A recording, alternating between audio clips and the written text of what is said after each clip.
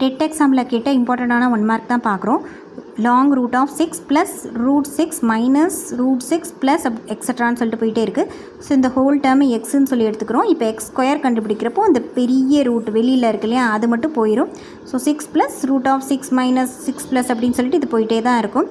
அதே மாதிரி ஒய், அதாவது இந்த செகண்ட் டேர்மில் இருந்து வர்றதை, அதாவது 6 ரூட் ஆஃப் 6 ப்ளஸ்ன்னு இருக்கிறது எக்ஸுனும், ரூட் ஆஃப் 6 மைனஸ் ரூட் 6 அப்படின்னு இருக்கிறது வந்து ஒய்யினும் எடுத்துக்கிறோம். ஸோ செகண்ட் டேர்ம்லேருந்து வரதை ஒய்யின்னு எடுத்துகிட்டு அதுக்கும் ஒய் ஸ்கொயர் கண்டுபிடிச்சோன்னா பெரிய ரூட் மட்டும் போயிடும்.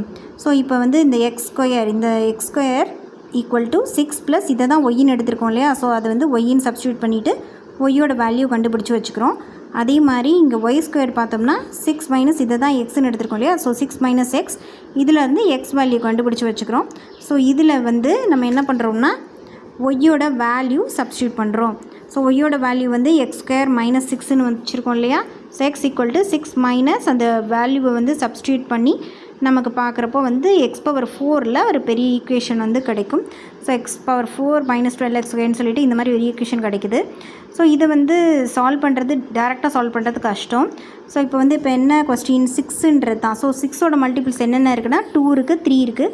ஸோ வந்து நம்ம 2 சப்ஸ்டியூட் பண்ணி பார்க்கலாம். 3 சப்ஸ்டியூட் பண்ணி பார்க்குறப்போ 2 சப்ஸ்டியூட் பண்ணுறப்பே நமக்கு ஆன்சர் வந்து 0ன்னு வந்துடு. So answer is 2.